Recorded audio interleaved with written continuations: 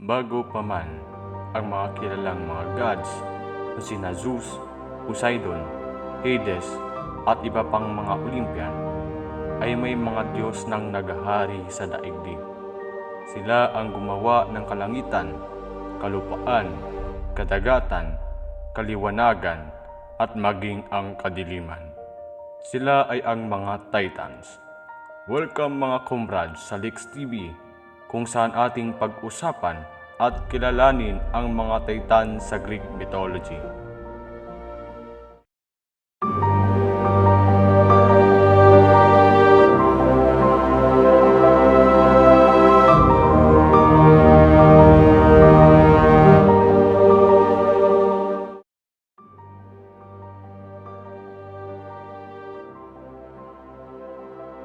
Atlas, isa sa mga pinakakakilabot na Titan sa mitolohiyang Griego, ay kilala sa kanyang walang hanggang kaparusahan na pasanin ang bigat ng langit sa kanyang mga balikat.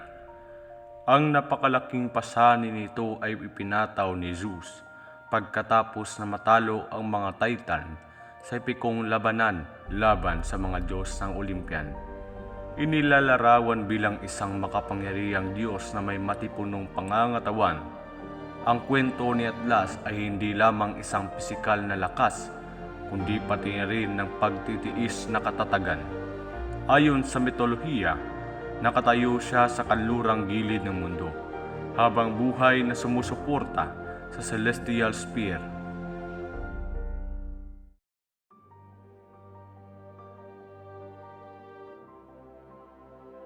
Kronos, kilala bilang God of Time. Isa siya sa mga Titans, ang mga banal na nilalang na nauna sa mga Diyos ng Olympian. Si Kronos ay ang bunsong anak ni Uranus at Gaia. Sa isang dramatikong pag-ikot ng kapalaran, pinabagsak ni Kronos ang kanyang ama na si Uranus sa pamamagitan ng pagkastrat sa kanya, isang gawa na nagtatag ng kanyang paghahari sa kosmos. Ang marahas na pagkilos na ito ay dahil siya'y hinimok ng kanyang ina, dahil ikinulong ni Uranus ang marami sa kanilang mga anak. Sa panahon ng kanyang pamumuno, pinamunuan ni Kronos ang mythical Golden Age, isang panahon ng kapayapaan at kasaganaan kung saan ang sangkatauhan ay namuhay ng malaya sa pagpapagal at pagdurusa. Gayunpaman, ang kanyang panunungkulan ay sinalanta ng isang hula na siya ay ibagsak ng isa sa kanyang sariling mga anak. Upang maiwasan ito, nilamon ni Kronos ang bawat isa sa kanyang mga supling sa pagsilang. Ang kanyang asawang si Rhea ay desperado na iligtas ang kanyang bunsong anak. Ay nilinlang si Kronos sa pamamagitan ng pagbibigay sa kanya ng isang batong nakabalot sa mga lampin sa halip na ang sanggol na si Zeus. Kalaunan ay lumaki si Zeus upang hamunin at sa huli ay natalo si Kronos. Na tinutupad ang propesiya at pinasimulan ang panahon ng mga Diyos ng Olympian.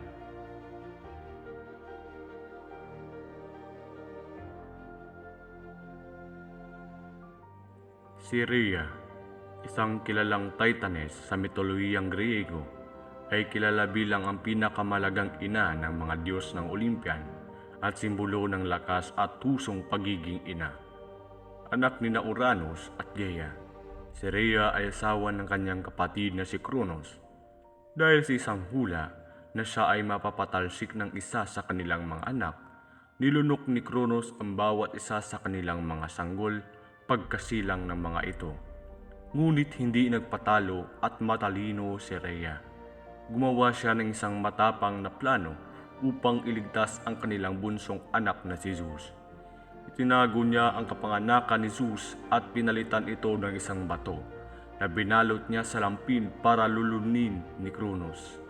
Palihim niyang pinalaki si Zeus sa isang tagong kuweba sa isla ng Crete. Ang kanyang katalinuhan ay hindi lamang nagligtas kay Zeus, kundi nagdala rin sa pagbagsak ni Kronos.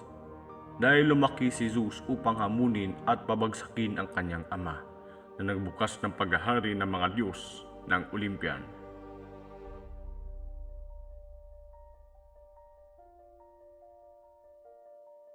Prometheus, ang tusong Greek titan, ay kilala bilang god of forethought and crafty counsel na pinahahalagahan dahil sa kanyang mahalagang papel sa paghubog ng kapalaran ng sangkatauhan.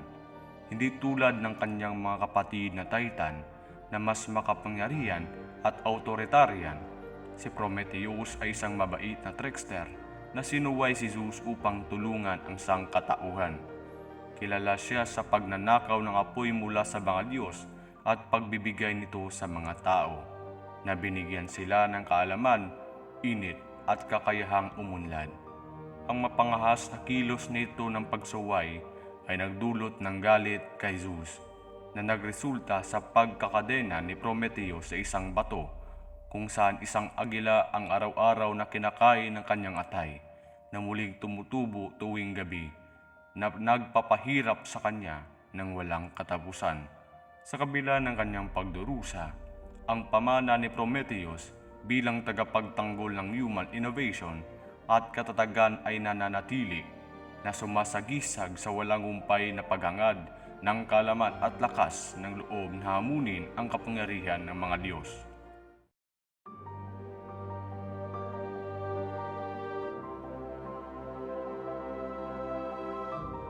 Epimetheus, ang kadalasang naipagwalang bahalang Greek titan, kilala bilang god of afterthought and insight.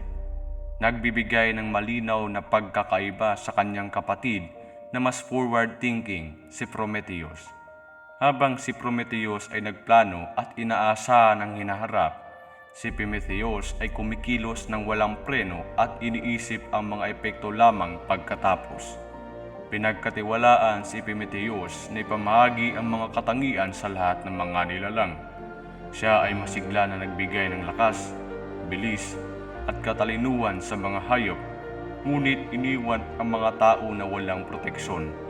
Natutunan niya ang kanyang pagkakamali, kaya nakialam si Prometheus sa pamamagitan ng pagbibigay ng apoy sa sangkatauhan na nagpapanimbang sa pagkukulang ng kanyang kapatid. Ang pinakakilalang pagkakamali ni Epimetheus, gayunpaman, ay ang pagtanggap kay Pandora, ang unang babae na nilikha ng mga Diyos, kasama ang kanyang kahon na may kasamang panganib. Kahit na may babala, ang kuryosidad ni Pandora ang nagdala sa kanya upang buksan ang kahon na nagpapakawala ng lahat ng kasamaan sa mundo, ngunit iniwan ang pag-asa sa loob.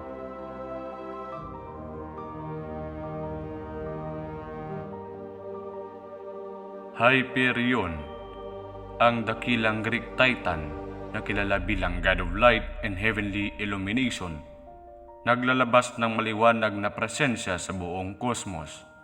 Anak ni Uranus at Gaia, ang pangalan ni Hyperion mismo ay nanangahulugang ang mataas o siyang nagmamasid mula sa itaas, na nagpapahalaga sa kanyang mataas na katayuan sa mga titan.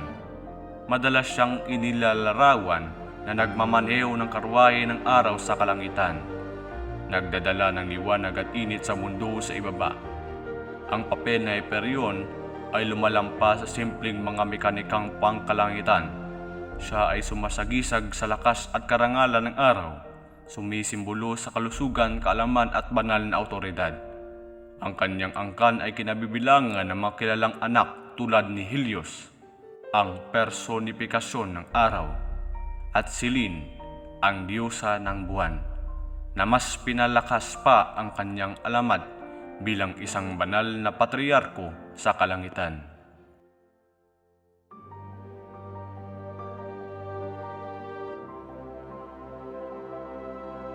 Mnemosyne, ang misteryosong Greek titaness, may hawak na pinakamataas na titulo bilang Goddess of Memory and Remembrance, paghahabi ng tela ng kasaysayan at kaalaman sa kanyang banal na pag-iral.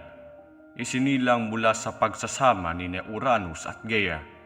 Ang pangalan ni Mnemosyne ay nagiging alala sa Griego, isang angkop na tawag sa kanyang banal na dako.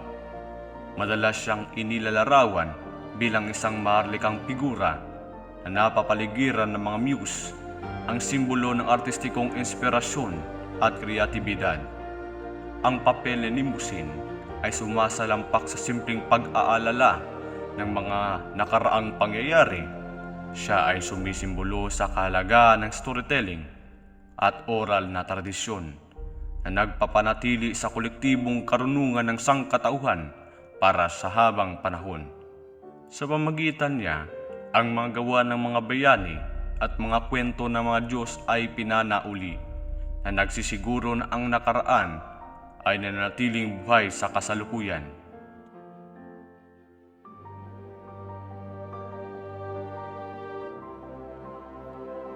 Themis, ang pinapurihang Greek Titaness, ay pinasasalamatan bilang goddess of divine order, law, and justice, na sumasagisag sa mga prinsipyo ng katarungan at katuwiran sa kosmos.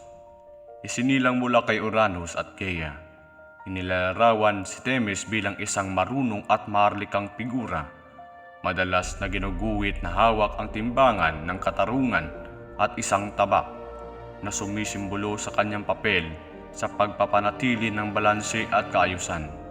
Siya rin ay kaugnay sa hula at mga orakulo na naglilingkod bilang tulay sa pagitan ng mortal at banal na mga kaluluwa. Ang pangalan Themis ay nangangahulugang banal na batas o kostumbre na nagpalakas ng kanyang kahalagahan sa pagpapatupad ng mga batas ng mga Diyos at paggabay sa pag-uugali ng tao. Bilang isang sumasagisag ng natural na batas at moral na kaayusan, si Themis ay nagtataguyod ng katarungan at siguraduhin ang kosmikong balanse ay naipanatili. Kung inyong nagustuhan ang videong ito, huwag makalimutang mag-subscribe at mag-like para hindi mahuli sa mga mabilis, may matutunan at magandang story ng mitolohiya, history at misteryo. Text TV, paalam.